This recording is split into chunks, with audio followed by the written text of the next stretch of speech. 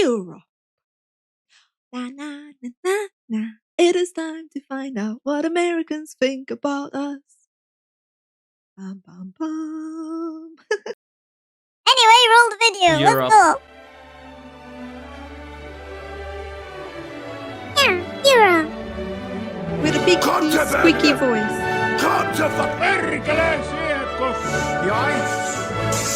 Any more bullets? Any more bullets? Any more bullets?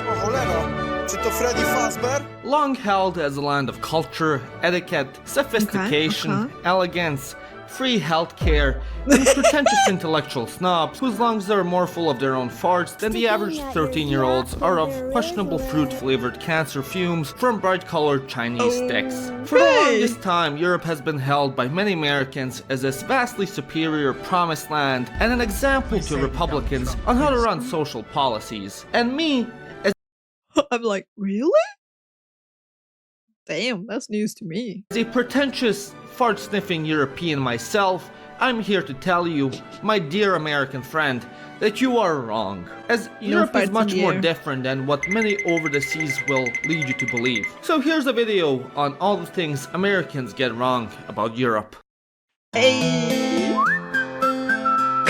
One of the biggest arguments I hear about Europe being propagated by smug Europeans with an EU flag as their profile picture on Twitter, or American leftists that gag at the mere mentioning of the word America, is that Europe is super walkable and a wonderland that made the car obsolete, and we all live in a car-free utopia and happily ride the super cheap and affordable and plentiful public transportation.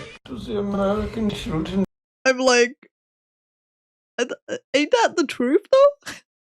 There are so many places where you don't need a car. I'm just like, what do you mean they get it wrong?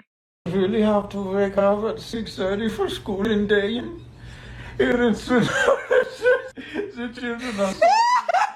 Oh my god.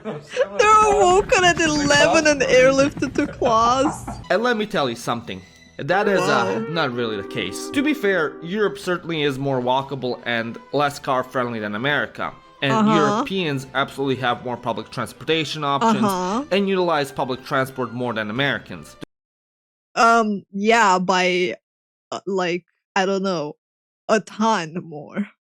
It's like, most people don't have a car, man.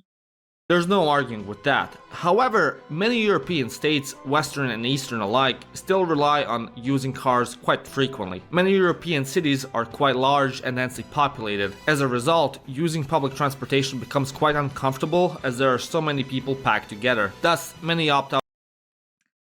I like the argument that a lot of people use cars because the public transport is used so much that it's packed full. I'm like, I think you're proving my point. He's literally proving the point that most people will use the public transport. I'm just like, wow. Compared to the US, where in a lot of places, you can't even exist without having a car because there's no way for them to reach you. I don't know. I still think, like, Americans don't get this wrong. It is very true. You can walk a lot more. I have American friends moving into the EU and being like, oh yeah, you can walk so much. You can even walk to the supermarket. I can go downstairs and I have 5 stores next to me. Rush hour traffic is really bad because our roads are not, like, infrastructure is not made for cars. And a lot of people are opting for cars for comfort reasons. And you end up having, like, nightmare traffic. At least, especially in Bucharest, where we have, like, one of the worst traffics in Europe.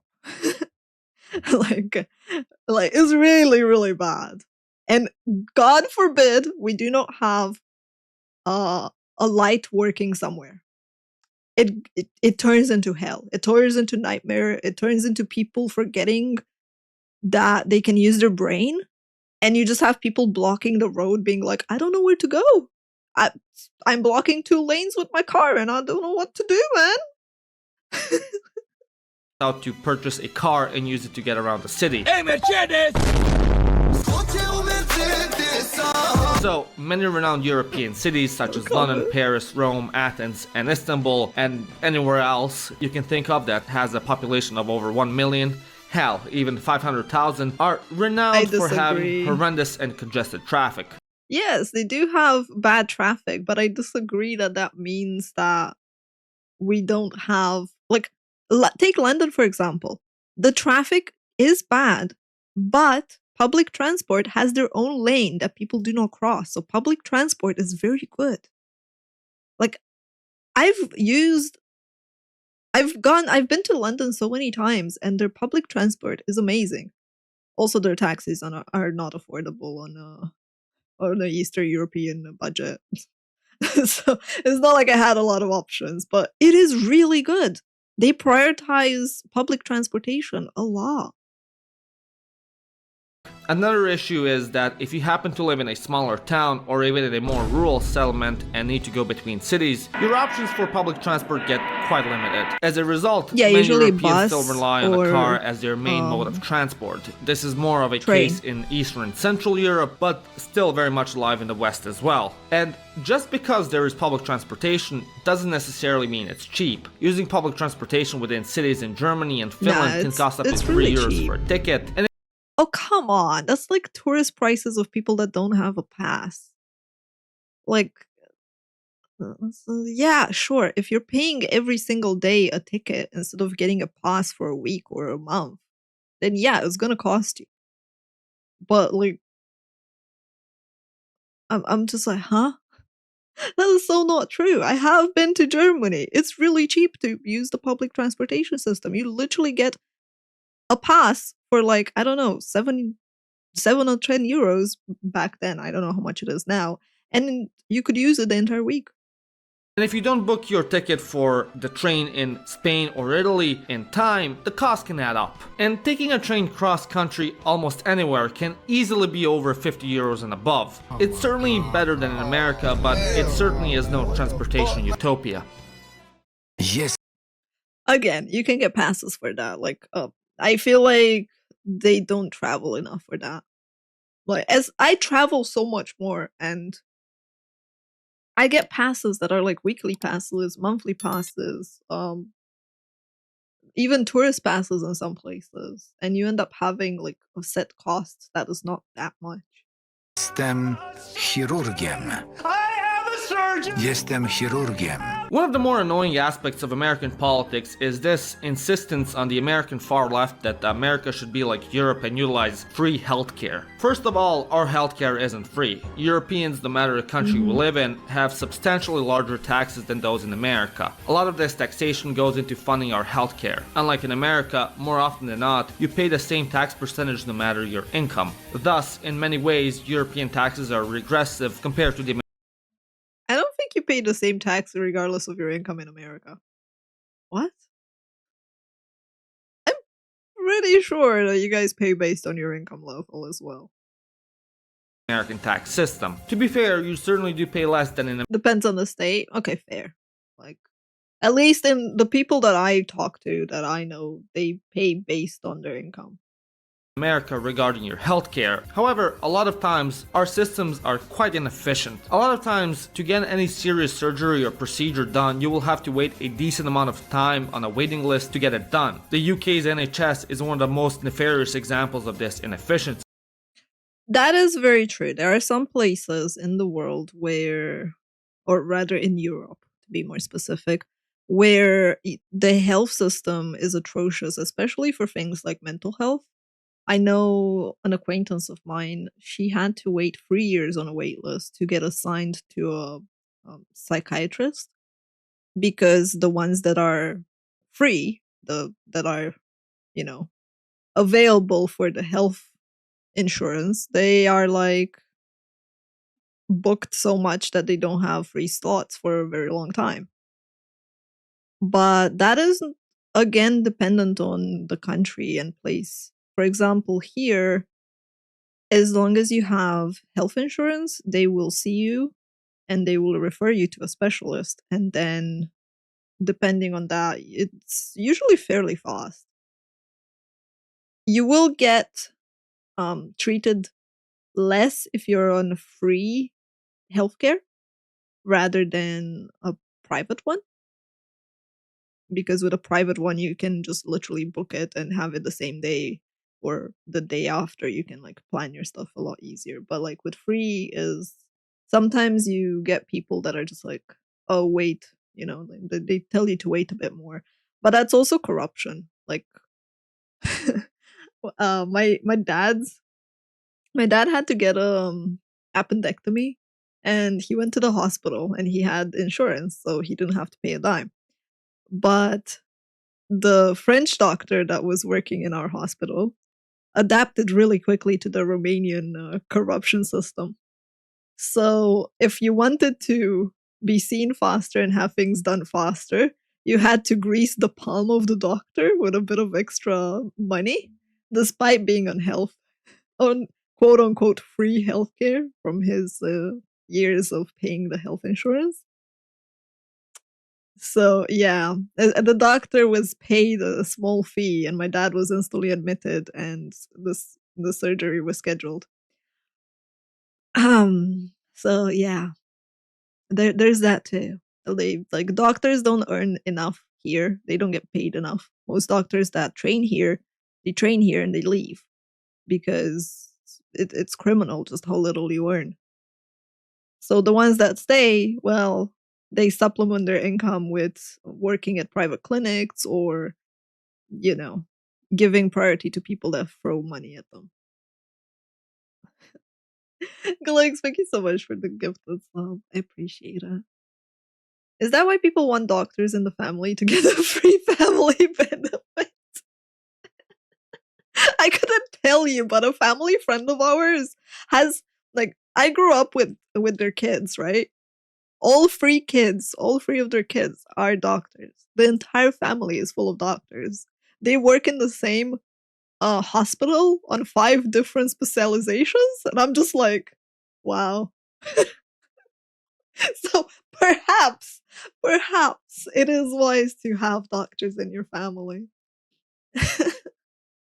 And throughout Eastern and Central Europe, the situation isn't that far off. The only time that you'll get priority is if you have been already diagnosed and are in a serious trouble. However, to get the diagnosis in the first place can take some time to see a specialist because there's a huge waiting queue. As a result, many opt to use private healthcare and private insurance because of this. Although the additional safety net is appreciated here, it often becomes quite a burden because of its inefficiency and hit on your wallet due to the high tax rates. And unlike in America, you can opt out of paying government healthcare. Whether you use it or not, you're stuck paying these ridiculously high tax rates even if you switch to private healthcare.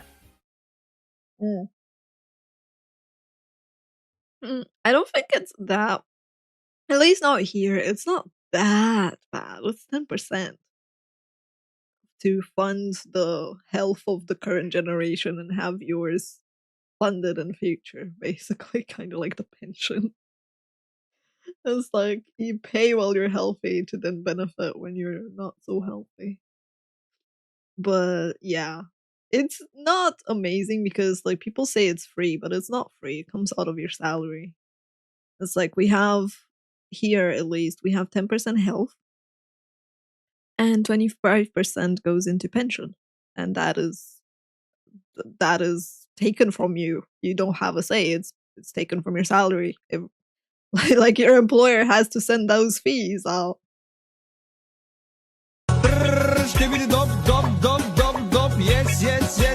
Another thing that Europeans love to gloat about is how they are healthier than those fat American slobs that ride mobility scooters through Walmart to get their government unregulated GMO-enhanced cheese from a can. And to be fair, there is some truth to this. Maybe not even some, but a lot. Europe has certainly better food regulation, they have more walkable cities, and the governments encourage more healthy activities in the youth. However, on average, 53% of EU citizens are overweight, as their BMI is over 25. In particular, 54% of Germany's population is overweight, 60% of Hungary's, I'm like, oh, look, the Germans, you mean the belly beer?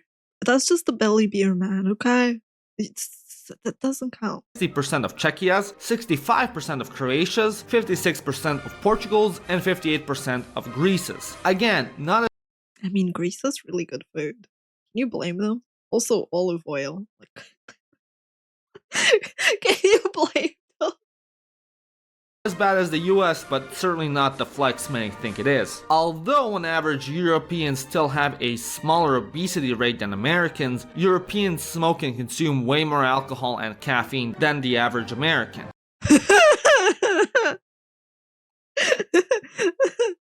Ah, that is so true. That is so true.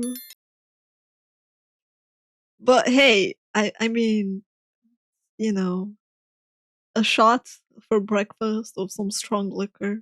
That's all to make our system stronger. Yep.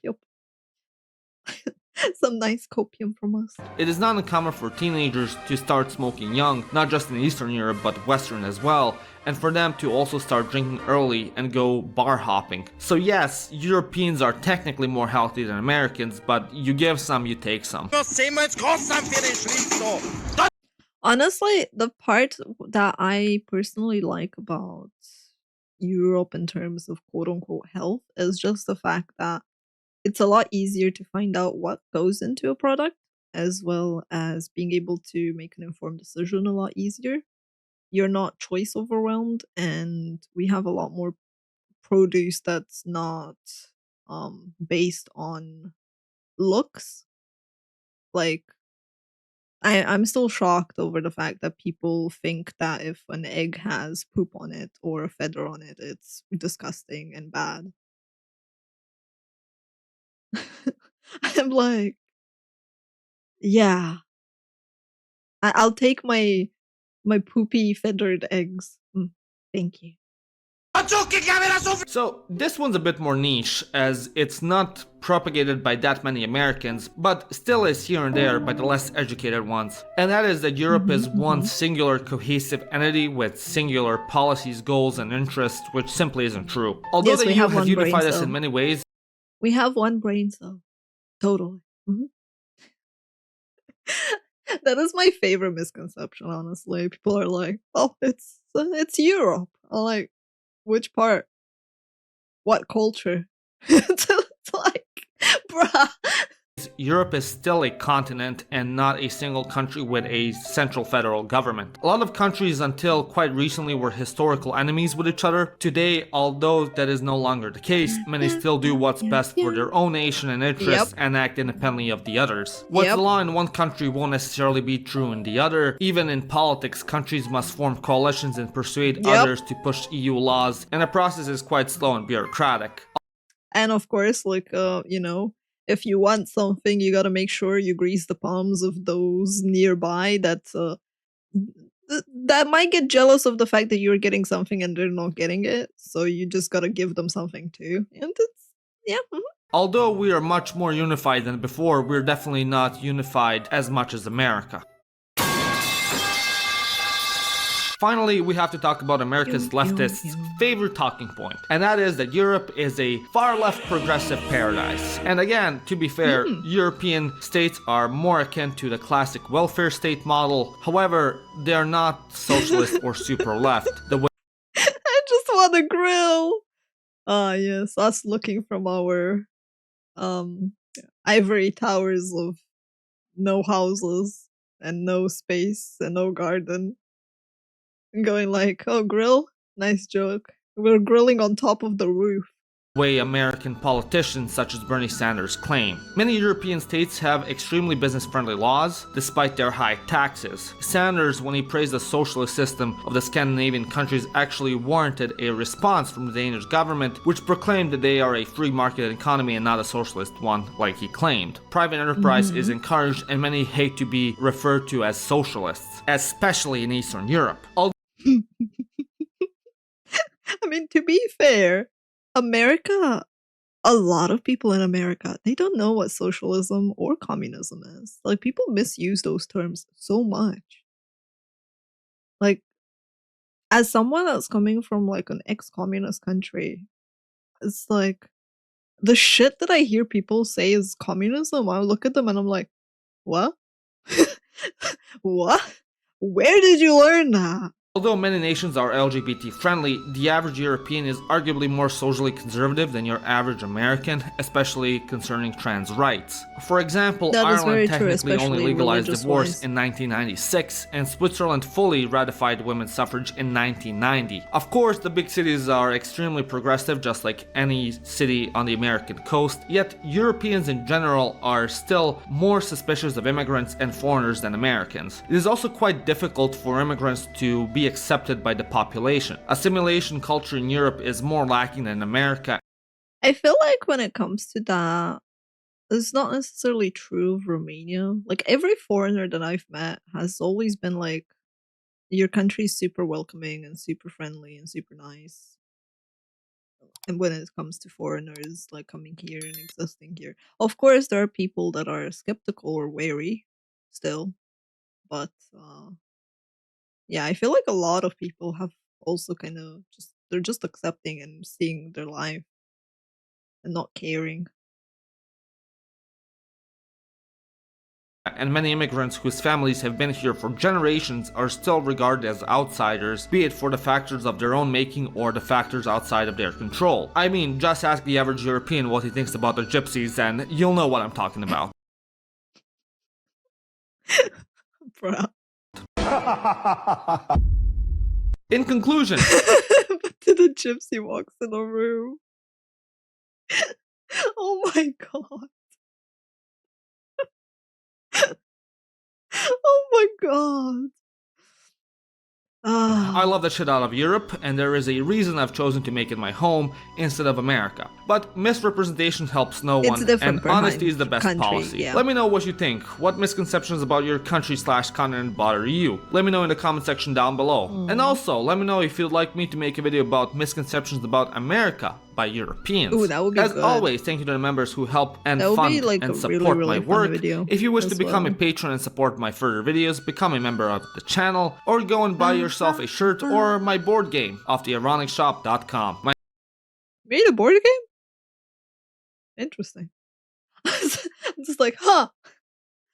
Anyway, what I wanted to say was like, I think both, like, when it comes to Europe and to America, right? Like, they both have benefits and downsides to it, especially when it comes on the front of financial situation and earning power and ability to like have disposable income and things like that. I think for the most part, it's really nice to live in Europe, but it it's not the sunshine and rainbows place that people make it out to be.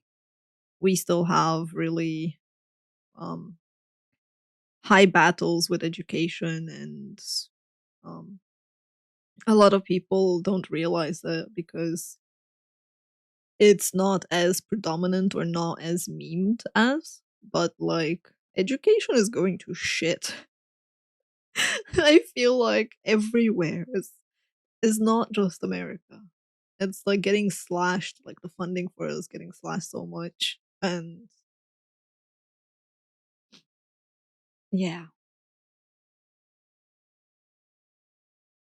Hmm. It was a cool video though. It was a cool video. I don't particularly agree with all the facts being stated, but you guys already know that from watching the video if you made it this far. Still, I'm curious to know like what other things Americans think about Europe. Let me know in the comments. And thanks for watching YouTube. Until next time, bye bye.